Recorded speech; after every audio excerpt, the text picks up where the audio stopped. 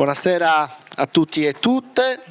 benvenuti. Stasera questo è il quarto incontro della manifestazione Praxas, Percorsi delle Arti Tradizionali in città. Si tratta di un'iniziativa finanziata dal Comune di Cagliari, portata avanti dall'Associazione Amici della Musica e da Campos, che è una grande associazione che riunisce ampie rappresentanze di tutti i musicisti delle arti tradizionali e poetiche della Sardegna, quindi la poesia improvvisata, le musiche strumentali, le musiche vocali e così via. L'obiettivo dell'iniziativa di questa manifestazione è quella proprio di portare le musiche della tradizione sarda nel capoluogo, a Cagliari, in particolare nei diversi quartieri della città. Oggi si gioca in casa perché i protagonisti di questa serata saranno le launeddas che sono lo strumento considerato lo strumento più importante della tradizione sarda in generale, ma che in realtà sono uno strumento diffuso, attestato soprattutto nella Sardegna meridionale. Quindi insomma questi strumenti giocano a casa, ecco, sono strumenti che tutti noi conosciamo, abbiamo avuto modo di ascoltare. Si tratta di uno strumento, come avete visto, per chi, se ci fosse qualcuno che non lo conosce, all'apparenza molto semplice, insomma sembrano tre pezzi di canna, in realtà è uno strumento estremamente raffinato che richiede grande studio e dedizione, che richiede, direi, una vita intera di dedizione, ed è uno strumento musicale che se noi guardiamo le considerazioni che venivano fatte su questo strumento attorno agli anni 70, quindi una cinquantina d'anni fa, questo strumento veniva dato quasi per morto. I suonatori erano pochi, le occasioni in cui si suonava erano pochi, e poi è successo qualcosa di molto importante per la storia delle launeddas, perché a sfatare quell'idea appunto che le pratiche tradizionali abbiano questo percorso di declino che le porterà inevitabilmente poi a scomparire, invece negli anni 80 c'è stata una rivoluzione. Qui a Cagliari Luigi Lai fonda la prima scuola di launeddas, decine di giovani si avvicinano nuovamente allo strumento. Nel frattempo in diverse aree della Sardegna meridionale c'erano dei singoli suonatori che hanno tenuto duro e portato avanti questa tradizione, e le launeddas nel corso di alcuni decenni sono assolutamente rinate. Oggi abbiamo diverse decine di suonatori, tantissimi giovani, è stato anche superato il tabù di genere, per cui da alcuni anni ci sono, mentre appunto tradizionalmente questo strumento veniva suonato solo dagli uomini, da alcuni anni ci sono anche alcune validissime suonatrici donne, e negli ultimi tempi si è affermata una generazione di giovani suonatori, anagraficamente giovani ma in realtà estremamente competenti e soprattutto con grandi capacità tecniche, sono dei virtuosi dello strumento, come potrete sentire tra poco. Alcuni di questi giovani sono qui con noi stasera e ci raccontano veramente di una vitalità e di una nuova vitalità di questo strumento che è estremamente importante, di cui tutti come sardi dobbiamo essere orgogliosi. Le fonti storiche che ci parlano di launeddas ci permettono di tornare indietro di diversi secoli, se non di millenni, quindi parliamo di uno strumento molto antico. Gli strumenti ammantici sono strumenti figli dell'epoca industriale, cioè nascono attorno alla metà dell'Ottocento, iniziano a essere brevettati nelle diverse capitali europee, e poi la cosa interessante di questi strumenti è che però una volta inventati si diffondono in maniera estremamente rapida in gran parte d'Europa e vengono utilizzati per la musica popolare, per la musica tradizionale. Questo accade anche in Sardegna, per cui nella seconda metà dell'Ottocento arrivano in Sardegna gli organetti, le fisarmoniche, e i sardi fanno propri questi strumenti, sviluppano tecniche per suonare questi strumenti che sono diverse da quelle che possiamo trovare in altre aree d'Europa, sviluppano repertori che sono specifici, che sono legati ai repertori tradizionali. La cosa interessante è che appunto qui nel sud dell'isola fisarmonica e organetto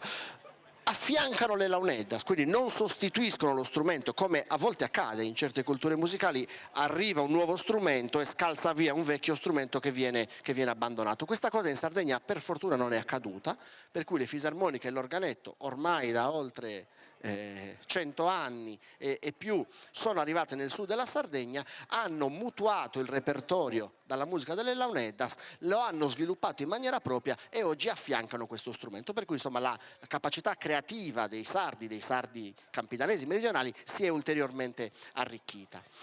Il repertorio di questi strumenti è molto vario. Le launeddas, così come la fisarmonica e l'organetto, possono essere utilizzati per accompagnare il canto, Possono essere utilizzati e forse quella è oggi la funzione più diffusa, quella che è più comune di trovare, per gli accompagnamenti religiosi. Non c'è paese nel sud dell'isola nel quale in occasione delle feste religiose il simulacro del santo o della Madonna o della Santa non venga portato in processione in giro per il paese accompagnato da uno o più suonatori di launeddas e eventualmente anche fisarmonica e organetto. Ma la parte più avvincente, la parte che appassiona più i suonatori, perché i suonatori come dire, ovviamente sono interessati ai repertori più complessi, ma che appassiona anche più i danzatori, sono appunto le musiche di accompagnamento al ballo. Le launeddas e di conseguenza la fisarmonica e l'organetto hanno nelle musiche di accompagnamento alla danza, in particolare di accompagnamento al ballo campidanese, il loro repertorio più importante, più complesso, più articolato, estremamente affascinante. Le launeddas non sono un unico strumento, ma sono una famiglia di strumenti musicali, e questa è la ragione per cui quando vedete un suonatore di launeddas non porta mai con sé un solo strumento, ma porta una custodia che si chiama in sardo straccasciu. Questo termine viene dall'italiano turcasso, che era il nome della fareta, cioè della custodia nella quale si conservavano le frecce degli arcieri, e dentro questo straccasciu il suonatore porta con sé diversi strumenti, perché appunto esistono nel mondo della famiglia delle launeddas diversi concertus, così si chiamano, e ognuno di questi concertus, di queste tipologie di launeddas permette al suonatore di eseguire ha a disposizione delle note diverse e quindi di produrre delle melodie diverse, e questa è anche una delle ragioni della complessità delle launeddas, perché appunto un suonatore che impara a fare un ballo col concerto, per esempio, che si chiama fiorassio, poi dovrà iniziare da capo con un nuovo strumento, poniamo col punto l'organo, e reimparare il repertorio, e questo moltiplicato per il numero dei concertus. Le launeddas possono essere uno strumento solista o possono, come abbiamo visto, suonare in gruppo. Suonare in gruppo si dice suonare a concordia. Si possono suonare a concordia diverse launeddas, come abbiamo visto, ma la concordia si può fare anche con le launeddas e uno strumento a mantice, quindi la fisarmonica o l'organetto. L'altra caratteristica fondamentale di questa musica è che è in gran parte improvvisata. Esistono delle regole che si tramandano da maestro ad allievo, che qualunque suonatore deve conoscere, ma queste regole prevedono anche il fatto che il suonatore debba essere in grado di creare sul momento, di improvvisare, di mettere in atto una creatività che è istantanea, magari nata dall'interazione con le altre persone che stanno suonando con lui o con i ballerini. Proprio per questa ragione noi non siamo in grado stasera di avere un programma dettagliato di che cosa succederà su questo palco, quindi ho fatto un intervento di apertura un po' più lungo, adesso vi presenterò i musicisti, ma poi loro si muoveranno in autonomia, decidendo sul momento se suonare con quale tipo di strumento, se fare una suonata solista, se fare una suonata a concordia tra più launeddas, a concordia tra launeddas e strumenti a mantice, se proporci un ballo, se proporci un accompagnamento religioso. Insomma, i suonatori sono tutti qua alla mia destra e decideranno sul momento come portare avanti il programma di questa serata. Non mi resta che presentarvi, vi dicevo, per scelta programmatica all'interno della manifestazione Praxas tutti i musicisti o i poeti invitati sono giovani,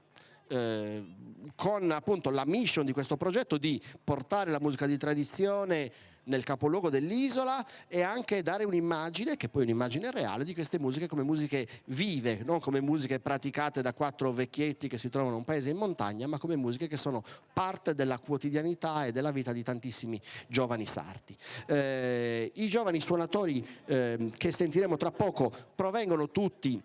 dai paesi attorno a Cagliari, appunto perché il sud dell'isola è l'area in cui la tradizione della launeddas è più consolidata. Vi dicevo che abbiamo anche alcuni suonatori di launeddas e di fisarmonica. Allora io partirei nominandovi Maurizio Sellero, che è di Solarussa, che è il più lontano. Qui siamo nella parte nord del Campidano, dove ancora la tradizione della launeddas è diffusa, e Maurizio è un suonatore invece di organetto e di fisarmonica e proporrà appunto i repertori della sua area geografica.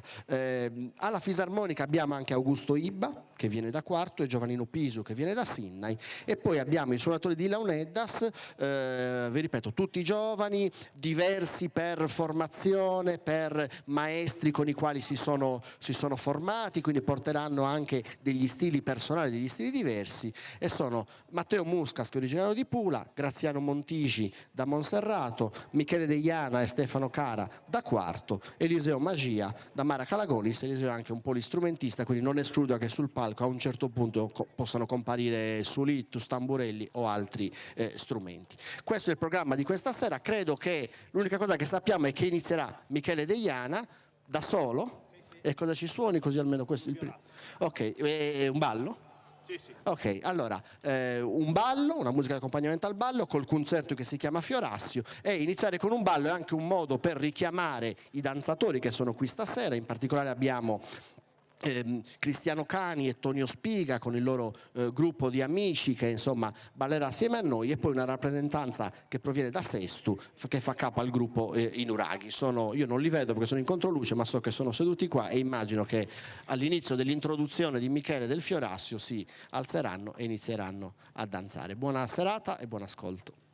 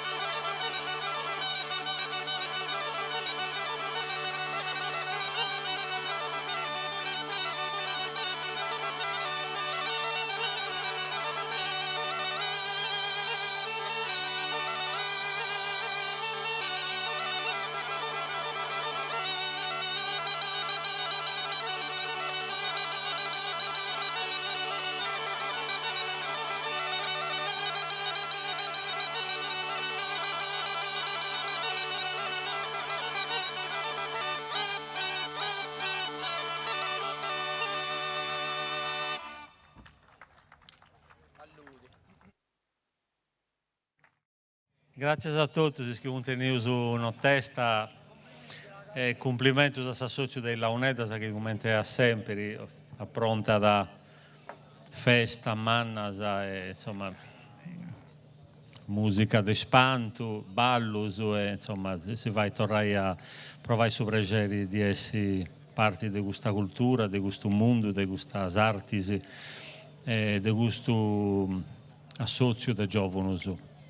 e di gente di ogni età. Io porto i saluti su De Campos, sa ricordo che i spettacoli di Brazza seguono ancora. Donia Giovia accennava ancora a due uscite su Manco, poi l'ultima gira vince sabato. Crasios è in Santo Michele con sa poesia campidanesa, gruppo su una formazione di due maestri e tre giovani, tutto di ascoltare e di gosai. E ancora sa serrata di Ballusardo, commenti a voi e commenti altre volte. Grazie a tutti, grazie a Ottavio Nieto che ha fatto un traballo di primissimo livello, come da sempre, credo che sia sommello che tenevo in Sardegna. Grazie a tutti che sono presenti e a altra volta e a altri anni.